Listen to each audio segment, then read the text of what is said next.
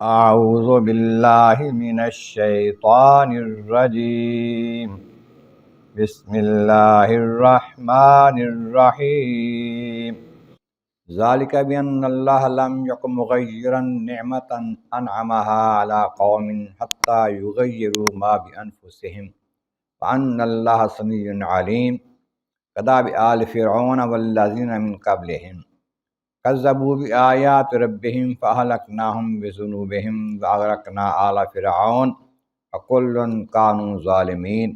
صدق اللہ العظیم۔ حمد و ثناء رب کریم اور درود و سلام بر سید خیر الانام کے بعد سورۃ الانفال کی آیت نمبر 53 اور 54 تلاوت کی گئی ہیں، 10ویں پارے کے تیسرے رکوع میں ہیں۔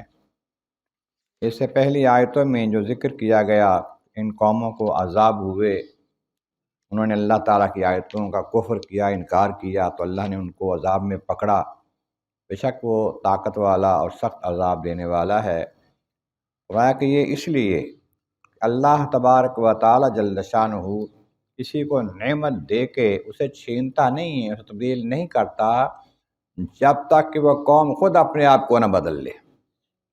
حتیٰ یغیروا ما بانفسہم، جہاں تک وہ اپنے آپ کو تبدیل کر لیں، قومیں اپنے آپ کو بدل لیں، اپنے نظریات کو، اپنے اعمال کو بدل لیں، پھر اللہ تعالیٰ ان سے وہ نعمتیں چھین لیتا ہے۔ اور بے شک اللہ تعالیٰ خوب سننے والا، جاننے والا ہے، ہر کسی کے حالات کو، خیالات کو خوب جانتا ہے، عقائد کو، نظریات کو، اعمال کو جانتا ہے۔ تو اس کے بعد یہ جو نعمتیں دیتا ہے، وہ نعمتیں بغیر کسی وجہ سے دے دیتا ہے۔ جیسے آدم علیہ السلام کا نبوت عطا کر دی، کسی عمل کی وجہ سے تو نہیں کی۔ اس طریقے سے کچھ لوگوں کو اللہ تبارک و تعالیٰ جل شانہ بلکہ سب دنیا کو جو نعمتیں دیتا ہے وہ اپنے کرم سے دیتا ہے، فضل سے دیتا ہے، لیکن کبھی ان کے اعمال کی وجہ سے، برائیوں کی وجہ سے، جرائم کی وجہ سے نعمتیں چھین بھی لیتا ہے۔ تو فرمایا کہ یہ مغیراً تبدیل کرنے والا نعمتوں کو نہیں ہے، لیکن جب تک قوم خود نہ اپنے آپ کو بدل لے، اپنے حالات خراب کر لے، اپنے کام خراب کر لے۔ پھر فرمایا کداب آل فرعون، ایسے ہی جیسے کہ فرعون والوں کا حال تھا، ان کے متعلق جو عمل ہوا، جو دستور اس وقت قائم ہوا، والذین من قبلہم، اور ان سے پہلے جو لوگ ہوئے، قوم عاد، قوم ثمود، نوح علیہ السلام کی قوم، ہود علیہ السلام کی قوم، ان سب قوموں کے ساتھ جو ہوا ان کے اعمال کی وجہ سے ہوا۔ کیوں؟ کذبوا بآیات ربہم، انہوں نے اپنے رب کی آیتوں کو جھٹلایا۔ رب تعالیٰ نے ان کے پاس نبی بھیجے، نبیوں نے ان کو آ کر نشانیاں بتائیں، قدرت کاملہ کی، اللہ کی توحید کی، انہوں نے انکار کیا، نہ مانے، جھٹلایا۔ تو پھر کیا ہوا؟ فَأَهْلَكْنَاهُمْ بِذُنُوبِهِمْ، ہم نے ان کے گناہوں کے سبب سے، جرموں کے سبب سے ان کو ہلاک کر دیا۔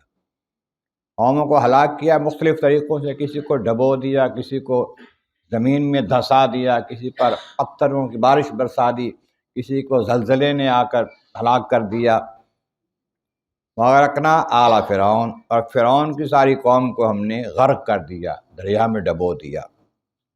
کُلٌ کانوا ظالمین، یہ سارے کے سارے جن پر بڑے بڑے عذاب آئے ہیں، یہ سارے کے سارے ظالم تھے، یعنی کہ حق کے خلاف چلتے تھے، حق پر نہیں۔ ظالم کا معنی ہوتا ہے حق کے خلاف کام کرنے والا۔ جو چیز کسی مقام پر رکھی جانی ہے اس کو ہٹا کے اور جب رکھنا، یہ ہے ظلم۔ تو یہ ظالم کے بارے میں آتا ہے قرآن پاک میں کہ جو کافر شرک کرتے ہیں نا، ان الشرک لظلم عظیم، وہ بڑا ظلم ہے۔ یعنی اللہ تعالیٰ جل شانہ وحدہ لا شریک ہمارا خالق ہے، مالک ہے، پروردگار ہے، ہر شے کا مالک ہے، اس کی بجائے کسی اور کو معبود بنانا یہ سب سے بڑا ظلم اور زیادتی ہے۔ فرمایا کہ یہ لوگ سارے کے سارے ظالم تھے جن پر عذاب آئے ہیں، اس کے بغیر کسی ظلم کے، بغیر جرم کے عذاب نہیں آتا۔ ہم لا یؤمنون، ایمان لانے والے نہیں۔